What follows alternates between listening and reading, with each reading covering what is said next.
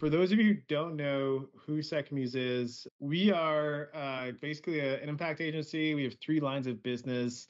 We have a consulting practice, programs practice, and a capital group. Those three lines of business make up what's known as SeconMuse Group. So Scale for Climate Tech, what is it?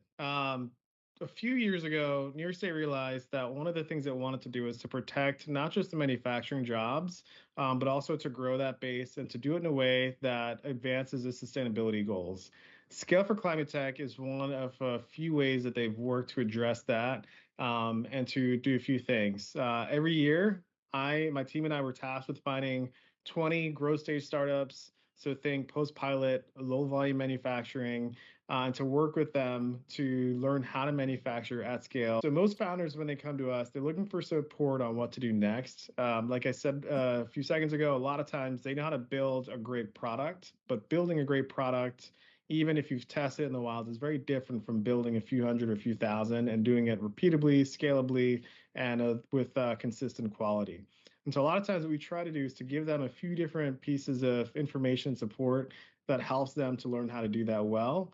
So what we do is we work with them for 6 months. Across those 6 months, we sit down with them and we do a few things. We try to assess using a third party where they are in terms of their manufacturing readiness. And from there, we create what's known as a tipping point project.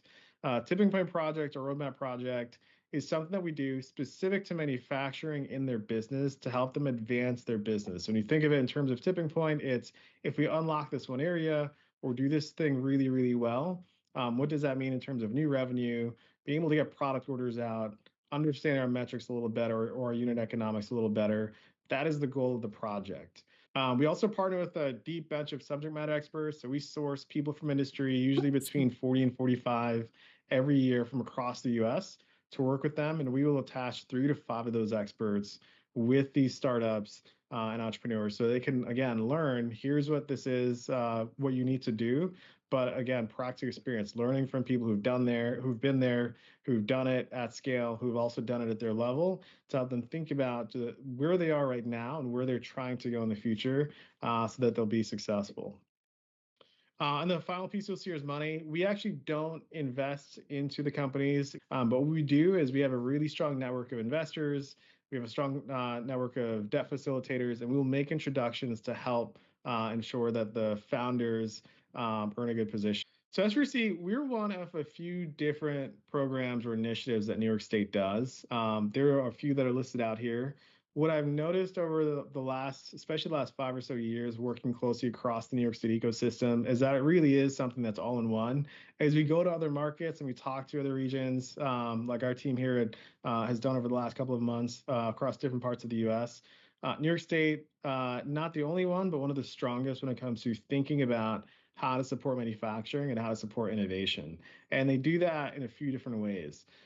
There are several government bodies here that I've listed. So between NYSERDA, NYSTAR, NYC, EDC, NYSERDA, for those of you who don't know, they're the ones who back Scale for Climate Tech, stands for the New York State Energy, oh gosh, I'm on the spot. New York State Energy Research Development Authority, and BAT, Brooklyn Navy Yard, Empire State Development. They're different parts of the ecosystem. There's some regional partners as well who work upstate, who do an incredible job of making sure that the government, when they get involved, that they're allocating cash to the right places. There's a series of programs. S4C is not the only one. There are a lot of really great programs. Some of them are accelerators or pilot demos. If you'll see here, BAT, the Brooklyn Navy Yard, the BAT or BATworks, they're doing a lot of work to try to stand up demos. The Brooklyn Navy Yard and ULab especially are doing the same thing to try to help make sure that some of these entrepreneurs, that when they're testing something out, they have a site that makes sense. They have a place where customers can come, validate the tech, and that helps to advance everything, both for the business and for the state.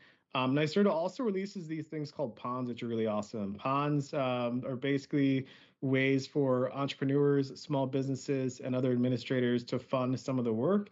So NYSERDA might say, we want to allocate, as an example, $20 million to help retrofit different buildings to be more energy efficient. If you're a small business, you can apply to that pond, and they will basically say, look, if you're approved, go ahead and do that deployment. We'll cover it and we'll help to drive energy resilience. We'll also, a lot of times, we'll work with startups to do it. So it's a great way for startups to get more testing, get more deployments out into the field, and make sure that they're building the right thing. Universities play a huge part in this as well. We, for our program, partner closely with RIT. They're actually the people who do the third-party assessment for us. RIT has an area known as Golisano Institute. A part of Golisano is a team of experts who come from industry, who do not teach or do research. Their whole job is to help entrepreneurs de-risk their product and learn how to manufacture at scale.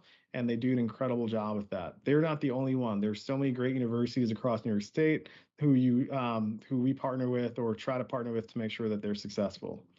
Last two things I'll say here. A lot of times folks will say, if I could just get the next GM or Kia or Volkswagen or a huge aerospace company to come in like Boeing, then awesome. That, from our research, is partially true. Generally, corporations can help a state to get to about 50% manufacturing. Put 50 to 60% here because we just saw different numbers and felt like it's safer to give a range. If you want to thrive in the ecosystem, the other half does need to come from innovation. It needs to come from startups, from small businesses, from different folks who maybe don't have the scale, but because there's so many of them, there's a lot of volume there to support the manufacturers and support the wider ecosystem to be successful. And then the last bit is policy. You have to get the policy piece right, especially if you're dealing with hardware. If you don't, what I like to say is money and entrepreneurs like to go where there's very little inefficiency or very little friction.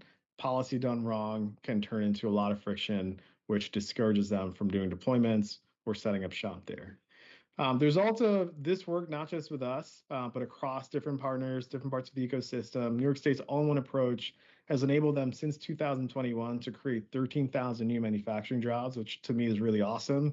Manufacturing, if you take this administration out of it for a second and just think about where the world is going, we need more manufacturing here in the US. We need to be able to do it well, and we need it to be something that is meaningful. And what the state has done is an incredible job of saying, let's make sure that all of the ecosystem together is rolling in the same direction.